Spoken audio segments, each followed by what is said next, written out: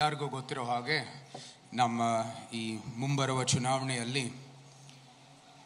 ಈ ಮೈಸೂರು ಕೊಡಗು ಕ್ಷೇತ್ರದ ಈ ಮೈತ್ರಿ ಅಭ್ಯರ್ಥಿ ಆಗಿದ್ದೀನಿ ಅಂತ ನಿಮ್ಮೆಲ್ಲರಿಗೂ ಆಗಲೇ ವಿಷಯ ತಿಳಿದೇನೆ. ನಮ್ಮ ಪ್ರಧಾನಮಂತ್ರಿ ಶ್ರೀ ನರೇಂದ್ರ ಮೋದಿ ಅವರ ಅಪೇಕ್ಷೆ ಹಾಗೂ ಆಶೀರ್ವಾದದೊಂದಿಗೆ ಈ ಸ್ಪರ್ಧೆಗೆ ನಾನು ಬಂದೆ. 9 ವರ್ಷ ಹಿಂದೆ ಇಲ್ಲೇ ಈ ಎಕ್ಸಿಬಿಷನ್ ಗ್ರೌಂಡ್ ಬಳಿ ಇರುವ ನಮ್ಮ ಮೈಸೂರು ಅರಮನೆಯಲ್ಲಿ ಒಂದು ದತ್ತು ಸ್ವೀಕಾರ ವಿಧಿಯನ್ನು ನಡೆದಿತ್ತು. ಅದು ಹೌದು, ಒಂದು ಖಾಸ ವಿಧಿ ಅದು. ಆದರೆ ಆ ಸಂದರ್ಭದಲ್ಲಿ ಅರಮನೆಗೂ ಹಳೆ ಮೈಸೂರು ಪ್ರಾಂತ್ಯಕ್ಕೂ ಇಡೀ ಕರ್ನಾಟಕ ಪ್ರದೇಶಕ್ಕೆ ಇರುವ ಒಂದು ಭಾವನಾತ್ಮಕ ಸಂಬಂಧ ಇರೋದ್ರಿಂದ ನೀವೆಲ್ಲರೂ ನಮ್ಮನ್ನ ಒಂದು ಸ್ವಾಗತ ಮಾಡಿದ್ರಿ ಅವತ್ತು. ಅದ ನಂತರ ಕಳೆದ 9 ವರ್ಷದಲ್ಲಿ ಈ ಕರ್ನಾಟಕದಲ್ಲಿರ್ಬೋದು, ಮೈಸೂರಲ್ಲಿರ್ಬೋದು ಅನೇಕ ಕಾರ್ಯಕ್ರಮಗಳಿರ್ಬೋದು, ಸಮಾಜ ಸೇವೆ ಇರ್ಬೋದು, ತಮ್ಮ ಚಟುವಟಿಕೆಗಳಿರ್ಬೋದು, ಧಾರ್ಮಿಕ ಕಾರ್ಯಕ್ರಮಗಳಿರ್ಬೋದು, ನಮ್ಮ ಸೈಬರ್ ಭದ್ರತೆ ಇರ್ಬೋದು, ಎಲ್ಲದರನ್ನು ನೀವು ಸ್ವಾಗತಿಸಿದ್ದೀರಾ. ಒಬ್ಬ ಮಗ, ಒಬ್ಬ ಸಹೋದರ ಥರ ನೀವು ಸ್ವೀಕರಿಸಿದ್ದೀರಾ, ನೋಡ್ಕೊಂಡಿದ್ದೀರಾ. ನೀವು ಪೋಷಕರಾಗಲು ಕಾಯುತ್ತಿದ್ದೀರಾ? ಚಿಂತಿಸದಿರಿ. ಓಯಾಸಿಸ್ ಫರ್ಟಿಲಿಟಿ 90,000 ದಂಪತಿಗಳ ಜೀವನದಲ್ಲಿ ಸಂತೋಷವನ್ನು ತಂದಿದೆ. 7825893601ಗೆ ಕರೆ ಮಾಡಿ ಅತ್ಯದ್ಭುತ ರಿಯಾಯಿತಿ ಪಡೆಯಿರಿ ಹಾಗೂ ಎಲ್ಲರಿಗೂ ಗುಡ್ ನ್ಯೂಸ್ ಕೊಡಿ. ನಾನೇ ಚಿರಋಣಿ ಆಗಿದ್ದೀನಿ. ಬಹುಶಃ ನಿಮ್ಮ ಅನ್ಕೊಂಡಿರ್ಬೋದು, ಏನು ನಮ್ಮ ಮೈಸೂರು ಅರಸರು ಹಿಂದೆ ಮಾಡಿರೋ ಕೆಲಸಕ್ಕಾಗಿ ನಿಮ್ದೇನೋ ಒಂದು ಋಣ ತೀರಿಸಲೇಬೇಕಾಗಿದೆ ಅಂತ. ಅದಂಥದ್ದು ಏನೂ ಇಲ್ಲವೇ ಇಲ್ಲ. ಅಂದಿನ ಕಾಲದಲ್ಲಿ ರಾಜರು ತಮ್ಮ ರಾಜಧರ್ಮದೊಂದಿಗೆ ಸೇವೆ ಮಾಡಿದ್ರು, ಕೆಲಸ ಮಾಡಿದ್ರು. ಅಂದಿನ ಕಾಲಕ್ಕೆ ಅವ್ರು ತಕ್ಕಂತೆ ಏನೇನು ಕೆಲಸ ಮಾಡಬೇಕು ಅವ್ರು ಮಾಡಿದ್ದಾರೆ. ಇವತ್ತು ನಾನು ಕೇಳ್ತಾ ಇರೋದು, ನನ್ನ ಈ 9 ವರ್ಷದಲ್ಲಿ ನಾನು ಚಿರಋಣಿ ಆಗಿದ್ದೀನಿ. ಆ ಋಣವನ್ನು ನಾನು ತೀರಿಸಲಿಕ್ಕೆ ನೀವು ಒಂದು ಅವಕಾಶ ಕೊಡಿ ಅಂತ ನನ್ನ ಮನವಿ.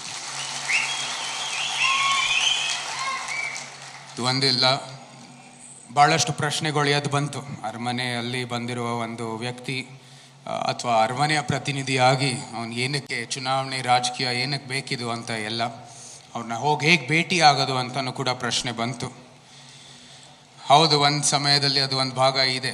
ಆದರೆ ನಮ್ಮ ಪ್ರಧಾನಮಂತ್ರಿಯವರು ಶ್ರೀ ನರೇಂದ್ರ ಮೋದಿ ಹೇಗೆ ಅವ್ರು ಕೆಲಸ ಮಾಡ್ತಾ ಇದ್ದಾರೆ, ಈ 10 ವರ್ಷದಲ್ಲಿ ಯಾವುದೇ ರೀತಿ ವಿಶ್ರಾಂತಿಯನ್ನು ತಗೊಳ್ದೇನೆ ಪ್ರತಿನಿತ್ಯ ಕೆಲಸ ಮಾಡ್ತಾ ಹೋಗ್ತಾ ನೋಡ್ತಾ ಇದ್ರೆ ದೇಶದ ಪ್ರಗತಿಗೋಸ್ಕರ ಏನೇನು ಕೆಲಸ ಮಾಡ್ತಾ ಇದ್ದಾರೆ ಅಂತ ನಾವು ನೋಡುವಾಗ ನಮ್ಮ ಎಲ್ಲ ಸಂಕಷ್ಟಗಳನ್ನು ಭಾಳ ಚಿಕ್ಕದು ಅನಿಸುತ್ತೆ.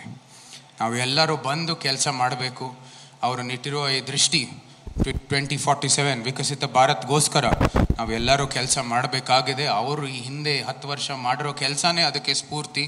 ನಾವೆಲ್ಲರೂ ಅದರಲ್ಲಿ ಒಂದು ಅಳಿಲ್ ಸೇವೆ ಮಾಡ್ಬೋದು ಅಂದರೆ ನಾವು ದಯವಿಟ್ಟು ಬಂದೇ ಬರಬೇಕು. ಅದೇ ಒಂದು ನಿಟ್ಟಿನಲ್ಲಿ ನಾವು ಬಂದಿದ್ದೀವಿ ಮತ್ತು ನಿಮ್ಮೆಲ್ಲರ ಒಂದು ಸಹಾಯ ಸಹಕಾರವನ್ನು ಅದೆಲ್ಲ ಯಶಸ್ವಿ ಆಗುತ್ತೆ. ಮತ್ತು ಈ ಒಂದು ವಿಕಸಿತ ಭಾರತಕ್ಕಾಗಿ ಭಾರತಕ್ಕೆ ನಾವೊಂದು ಸುವರ್ಣ ಯುಗ ನಾವು ಅನ್ನಿಸ್ಬೋದು. ಅಷ್ಟು ಒಂದೇ ಅಲ್ಲ, ಇವತ್ತು ನಾವು JDS ಹಾಗೂ BJPನ ಮೈತ್ರಿ ಅಭ್ಯರ್ಥಿ ಆಗಿದ್ದೀವಿ. ನಾನು ಭಾಳ ವರ್ಷದಿಂದ ಇದೆಲ್ಲೋ ಒಂದು ಸಭೆಯಲ್ಲಿ ಹೇಳಬೇಕಂತ ಆಸೆ ಇತ್ತು. ಆದರೆ ಇದೇ ಒಂದು ಸೂಕ್ತ ವೇದಿಕೆ ಅಂತ ಹೇಳಕ್ಕೆ ಇಷ್ಟಪಡ್ತೀನಿ. ಪಾರ್ಲಿಮೆಂಟಲ್ಲಿ ಮೀಸಲಾತಿ ಬಗ್ಗೆ ಒಂದು ಚರ್ಚೆ ನಡೀತಾ ಇತ್ತು. ನಮ್ಮದೇನು ನಿರೀಕ್ಷೆ ಇಲ್ಲ, ಮೈಸೂರು ಅರಸರ ಬಗ್ಗೆ ಏನೋ ಮಾತಾಡೋಂಥದ್ದು ನಮ್ಮೆಲ್ಲ ಏನು ನಿರೀಕ್ಷೆ ಇರಲಿಲ್ಲ. ಆದರೆ ಏಕೈಕ ಒಂದು ಕರ್ನಾಟಕದ ಸಂಸದನಾಗಿ ಬರೀ ಧ್ವನಿ ಎತ್ತಿದ್ದು ಅಂದರೆ ನಮ್ಮ ಮಾಜಿ ಪ್ರಧಾನಮಂತ್ರಿಯವರು HD ದೇವೇಗೌಡ ಅವರು. ಇನ್ಯಾರು ಅಷ್ಟವರೆಗೂ ಪಾರ್ಲಿಮೆಂಟಲ್ಲಿ ಯಾರೂ ಮೈಸೂರು ಬಗ್ಗೆ ಏನು ಧ್ವನಿ ಎತ್ತಿರಲಿಲ್ಲ. ಹಲವಾರು ಸ್ಕೀಮ್ ಬಗ್ಗೆ ಮಾತಾಡ್ತಾ ಇದ್ರು, ಆದರೆ ಮೈಸೂರು ಬಗ್ಗೆ ಎತ್ತಿರಲಿಲ್ಲ. ಅದು ನಿಜವಾಗ್ಲೂ ನಮ್ಮ ತಾಯಿ ಅವರು ಯಾವಾಗಲೂ ಸ್ಮರಣೆ ಮಾಡ್ತಾರೆ, ನಾವು ಸ್ಮರಣೆ ಮಾಡ್ತೀವಿ. ಅದಕ್ಕಾಗಿ ಮೈತ್ರಿ ಮೂಲಕ ನಾವು ಈ ಕೆಲಸ ಮಾಡ್ತಾ ಇರೋದು ನಿಜವಾಗ್ಲೂ ಸಂತೋಷದ ವಿಷಯ. ನಾನು ಅವ್ರಿಗೂ ಕೂಡ ಕೃತಜ್ಞತೆಗಳನ್ನು ಸಲ್ಲಿಸುತ್ತೇನೆ. ನಮ್ಮ ರಾಜ್ಯಾಧ್ಯಕ್ಷರಾದ ಶ್ರೀ PY ವಿಜಯೇಂದ್ರ ಅವರು ಬಂದಿರೋದು ನಮಗೆ ಇನ್ನಷ್ಟು ಶಕ್ತಿ ಕೊಡ್ತಾ ಇದೆ. ಅವರ ನಾಯಕತ್ವದಲ್ಲಿ ನಮ್ಮ ಸಂಪೂರ್ಣವಾದ ವಿಶ್ವಾಸ ಇದೆ. ನಾವು ಎಲ್ಲ ಕೆಲಸವನ್ನು ಯಶಸ್ವಿ ಆಗುತ್ತೆ. ನಿಮ್ಮ ಸಹಕಾರ ಹಾಗೂ ಸೇವಾವೊಂದಿಗೇನು ಕೂಡ ನಮಗೆ ವಿಶ್ವಾಸ ಬಂದಿದೆ ಮತ್ತು ಸ್ಫೂರ್ತಿಯಾಗಿದೆ. ಈ JDS BJPನ ಸಂಗಮ ಇವತ್ತು ನಮ್ಮ ಮುಂದೆಯೇ ಇದೆ. ಸಂಗಮಗಳು ನಮ್ಮ ಧರ್ಮದಲ್ಲಿ ಎಲ್ಲರಿಗೂ ಗೊತ್ತಿದೆ, ಅದು ಪುಣ್ಯ ಸ್ಥಳ ಅಂತ. ಪುಣ್ಯ ಸ್ಥಳದಿಂದ ಎಲ್ಲ ಕೆಲಸ ಯಶಸ್ವಿ ಆಗತ್ತೆ ಅಂತ ನನಗೆ ವಿಶ್ವಾಸ ಇದೆ ಅಂತ ನಾನು ಹೇಳಕ್ಕೆ ಇಷ್ಟಪಡ್ತೀನಿ. ವೇದಿಕೆಯಲ್ಲಿರುವ ಎಲ್ಲ ಗಣ್ಯರಿಗೆ ನಿಮ್ಮ ಸಹಾಯದೊಂದಿಗೆ ಮತ್ತು ಸಲಹೆ ಕೊಡ್ತಾ, ಯಾತಿಗಂದ್ರೆ ರಾಜಕೀಯ ಕ್ಷೇತ್ರ ಹೊಸ ಅನುಭವಿ ನಾನು.